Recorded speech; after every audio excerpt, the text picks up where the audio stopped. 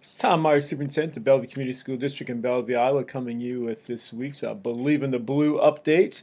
A few things I want to let you know of. First of all, some upcoming activities happening here today for the Bellevue students. So we have a middle school volleyball match versus North Cedar, and that's home out here at the middle school, high school at 4 o'clock. We have a cross country meet at Western Dubuque tonight against several teams that way. That is at 4:30, and that's a middle school and varsity and JV. That way, just a little bit of the cross country meet. The cross country team finished 16th out of 54 teams in the Minneapolis Roy Griak meet. That was a very good accomplishment. There were probably schools from at least 10 different states there. We had a couple people finish in the top 20. Andrew Meyer finished number 4 and Andrew Segala number 20 overall, so those are good finishes. We also have a pink out night for breast cancer awareness. We have a volleyball game versus North Cedar tonight with the varsity team. We said, like I mentioned, junior middle school plays them at 4 o'clock. The high school will start playing at 6 o'clock with the varsity match beginning at about 7:15. Come out and see the Comets play some great volleyball out there. Tomorrow night we play North Cedar again, but this time it's at North Cedar. And then Monday we have a cross country meet again, and that's at the Bellevue Golf Course, hosted by Marquette Catholic. And we also have a JV football game at North Cedar that night at 4:30. The cross country meet is at 4:15 that night. I encourage you to come out to one of those. It's an exciting time to go to a cross country meet. There's no admission charge for that either. So honestly, on a great day like we've been having great weather here lately, take advantage of that opportunity. Then next Tuesday, we have a middle school football versus Monticello, and that's actually here at Bellevue. Then next Thursday, we have a 8th grade volleyball is at West Liberty, along with fresh soft and varsity. And then we also have a middle school football at Cascade that night. So we have a lot of things going on. I'll get into homecoming week, which is next week, in just a few minutes. Want to give you an update. We had a work session for the board meeting for the school board last Monday night, the 28th. Talked about some plans for the future. We bring in money each year with the PEPL and the capital projects. Brings in some money to improve our facilities, improve areas like that, to also purchase things for classrooms, things like that is not used for teachers' salaries, utilities, insurance, anything like that. That is all general fund, separate money. It's a whole nother topic of how that stuff all happens. I will be offering an overview of that to the public here in the next few months, likely, just to give everyone an idea of what's going on. But some of the long-term plans and short-term, I'll talk long-term first. Improvements to the Bellevue Elementary stage area. We use that right now for music. We do not have any concerts there at the current time. Have moved everything out to the middle school, high school, where there's more space, more parking, nicer facility overall. So just so you're aware of that, that's a discussion being had. Should we do that? Another part that plays into that is, what are we going to do with Bellevue Elementary? It's a historical building. It's from 1848, at least parts of it are.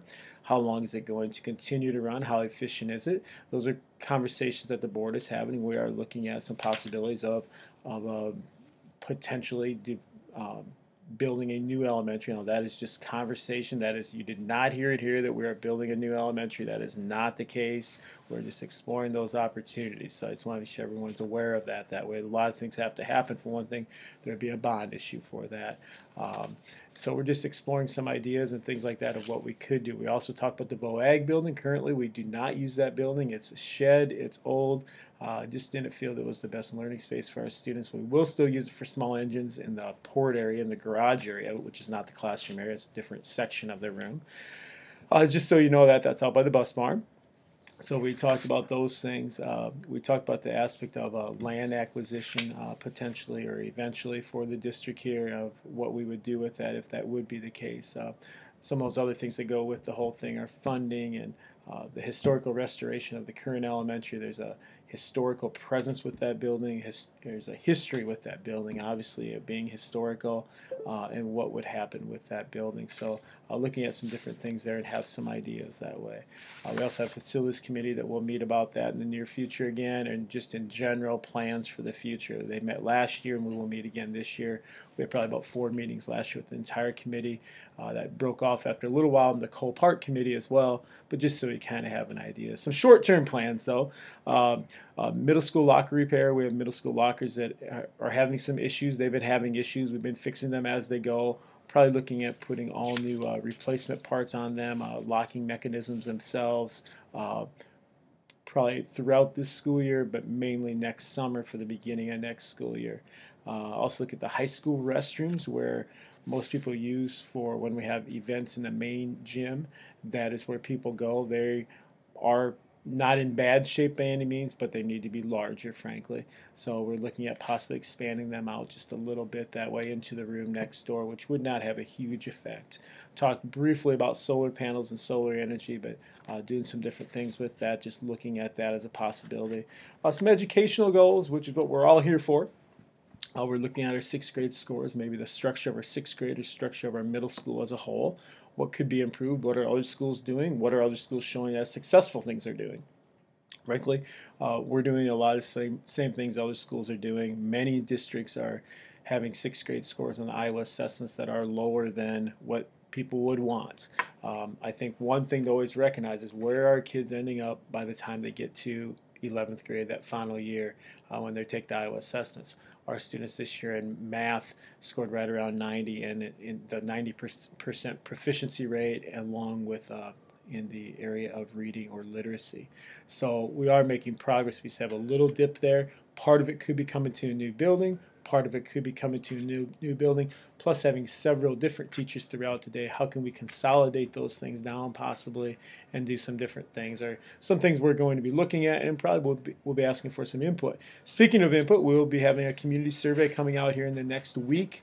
And it will have some thoughts of the community's perceptions of the school, the school district, facilities, what needs are. There'll be some multiple choice, yes, no questions, true, false. There'll be a little bit of everything. Plus, there'll be some parts in there where you can actually make comments, and those I always believe are some of the most valuable things. Are when comments are made about the district itself and what needs to be improved. So that's one thing here. We also talk about learning and making sure that our students are learning in the most effective manner and making learning that is applicable, relevant, real, whatever term we want to use, making sure that learning is something that students can use to solve real problems in real lives, no matter if they're in first grade, third grade, seventh grade, or a senior. We want students to be able to solve problems that occur in their life, and we want to try to model some of those problems within the classroom and have students really working to solve issues and create their own solutions, or at least to be able to go out and find solutions that way. You've heard me say this before, but I will keep saying it, the typical classroom traditional wise of a teacher standing, lecturing, giving notes, and a kid copying notes is no longer effective for student learning as a majority of the instruction. Are there still times that some of that needs to happen? Yes, there are, but majority now has to have kids involved, kids engaged, kids talking, kids collaborating, things that they're going to be doing in their lives when they leave the high school. So those are some things that are going on that way. Next week, it is homecoming week. It's Roast the Rebels, as we're going to host the Northeast Rebels on Friday, October 9th. On October 4th, October 4th is Sunday. We have a Powder Puff football game starting at 5, and then a bonfire. October 5th is Monday. We have a kickoff pep assembly for grades 6 through 12, and it's the American Day, and that pep assembly is at 8:30. On Tuesday, it's Tacky Tourist Day. Wednesday, it's Favorite Groups or Duo Day. Thursday, it is a Throwback Thursday. And Friday is the traditional blue and white day of the homecoming dance. Then on Saturday evening, there's an all-district pep rally open to community members, just like the one on Monday is too. But we encourage people to come out. We have an all-district pep rally at 8:30 next Friday. That'd be October 9th. So I encourage you to come out for that. After parent-teacher conferences, after homecoming week, then we have parent-teacher conferences. That is a 3-hour early dismissal on both October 14th and 15th. Conferences run from 3:30 to 8 both of those days. There's no school on October 16th. We'll be having a School Improvement Advisory Council meeting on November 3rd at 6:30. If you're interested in being involved in that School Improvement Advisory Council meeting and have not been in the past, please just contact me by email, by phone, talk to me wherever. Just let me know. And then we have a musical performance on November 6th through 8th, and that is going to be Shrek. So I'm really looking forward to seeing that happening that way. that is wrapping it up as a whole here for what is going on. I just want to continue to let you know if you have any questions, any concerns, please let us know. You will be having a survey come out once again in the future that way. So I would encourage you to complete that. That'll be an online survey. But if you have ever questions, concerns, call, stop out, email, whatever the case is. Look forward to hearing from you, okay? We're going to have a great week. It's been great weather. Get out and support the Komets, whether it's an indoor event or an outdoor event. The kids appreciate your interest. Stop at the schools, visit the schools, whether it's a kindergartner, first grader, fifth grader, ninth grader. People still like to share what they're doing with people outside the school, and that's one of our goals. So feel free to stop in and find out what we're doing so we can share what we're doing as well. Thank you very much.